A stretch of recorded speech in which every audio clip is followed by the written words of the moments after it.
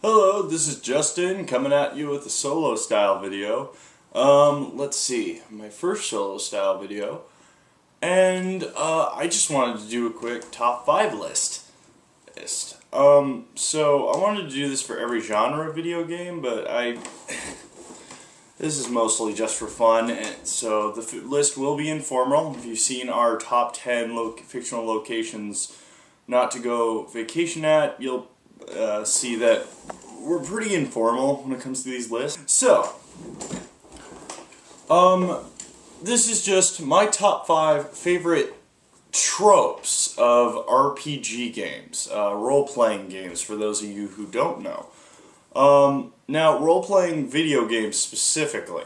These tropes could be anything from story tropes to actual game mechanic tropes, just stuff like that. So, let's see. I guess we should go on to the first trope. My first trope is character interaction. I just like the fact that like in the Tales of series, there is sometimes a little blip that comes on when you're in the world map and you can click on it and your party just starts talking to each other. It could be about serious things and, things that would actually be going on. Or they could talk about, like, oh my gosh, that breakfast stunk. Oh my gosh, this is stupid. Oh my god, blah, blah, blah, blah. They could talk about the worst things possible, or they could actually talk about things that are relevant. And I love this because it shows these characters as characters. You want to get to know them. And I love character banter like this, because I like when characters even banter on about things that aren't relevant to the story, because I do like those interactions. Those are real interactions. You're not going to be 100% on task. And I love it. Now to number 4. It's closely related interactivity with companions. Now, Mass Effect and Dragon Age do this very well. Mass Effect, there is the Paragon Renegade system, but you interact with your companions and they do see you differently because of that. Characters can end up straight up hating you, or seeing you as the best friend ever. In Dragon Age, it's directly related. They have approval ratings of you. And that is incredible. Because the thing is, sometimes you can't be friends with everybody, and it takes a very, very strong effort to be friends with everybody. Like in real life. Well, the thing is, like in Dragon Age, everyone has very differing opinions. Yes, everybody has the same goal. But Sten, the Kunari, has a very different idea of how to stop the goal than Alistair, the Grey Warden. Morrigan, she's really kind of there for convenience. Liliana, you could flat out not recruit her if you accidentally just didn't recruit her. Like, it's pretty much one of those things where you get interactivity and you get to kind of pick and choose. You can try to be nice to all of them. You can put in the effort. Or you could say, I don't like this person, I don't care. Like, you don't have to care. You don't have to talk to them. You don't have to care about them. You can care about other people. Or you can care about none of them and be the asshole. It gives you that choice to interact with the characters and be that person. And this is not just in Dragon Age and Mass Effect. This is in other games too. Characters see you differently. You get to interact with them. Choose how you interact with them. And you're not just forced down a linear path, though some RPGs do that. Let's see. Third. This is a trope, game mechanics-wise. I love character customization.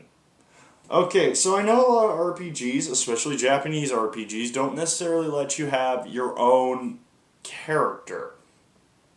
What I mean by that is they have a pre-made character. Sometimes you can change their name, and sometimes you can make minor decisions, but the basis of that character is that character. You can't, like, say, the reaction to this character's backstory is that he hates his parents, or that he loves his parents, or that he has a little brother, or that he's secretly a rebel, or sometimes you can't even change the gender of the character. Or the gender of the character just flat out doesn't matter because the character interactions are the exact same. It makes... But... Which isn't bad, of course. It's just I love character customization and the ability to create your own character. Or kind of attach a backstory, or have a choice to have this character react to its backstory. And it allows you to personalize your character into the world. Which, characters not reacting to how your character is, that's fine.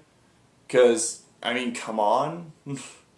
But at the same time, it's one of those things where you think, I want to have an avatar in this world. Because I want to care about these characters. So, making your own decisions allows you, as the player, to connect with them on a deeper level.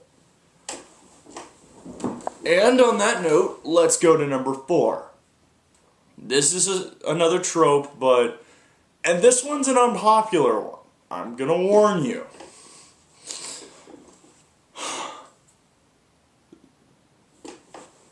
The trope is the big deity level boss at the end. I know. I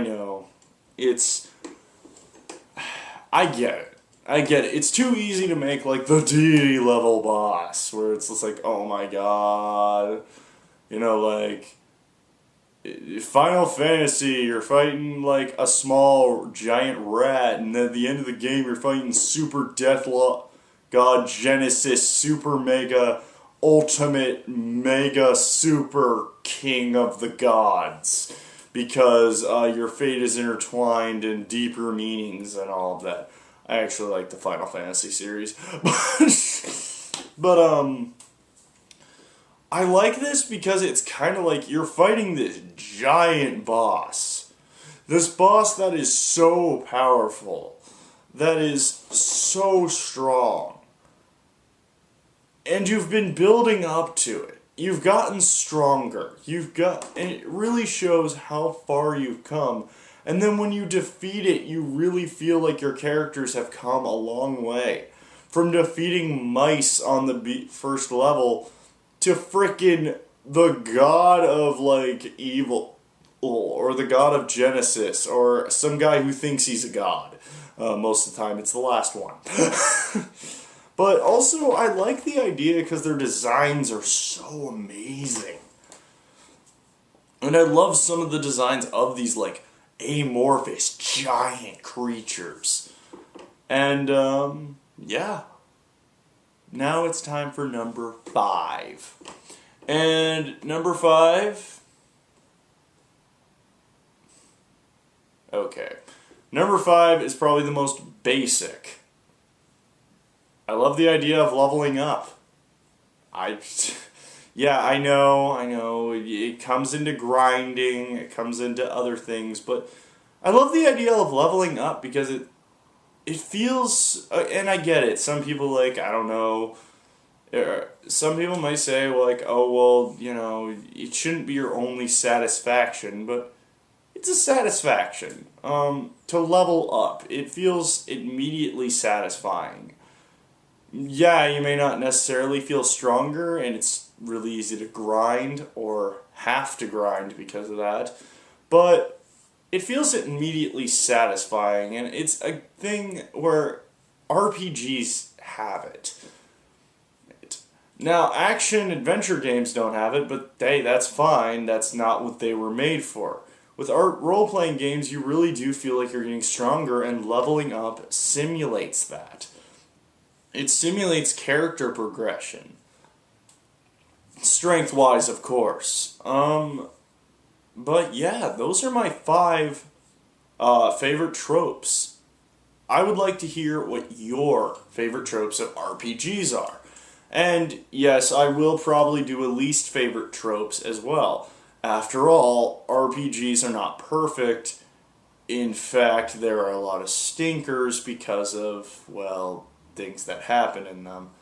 And there are also a lot of, well, just stuff that needs to stop. But, let's see. And I'll do this for other genres as well.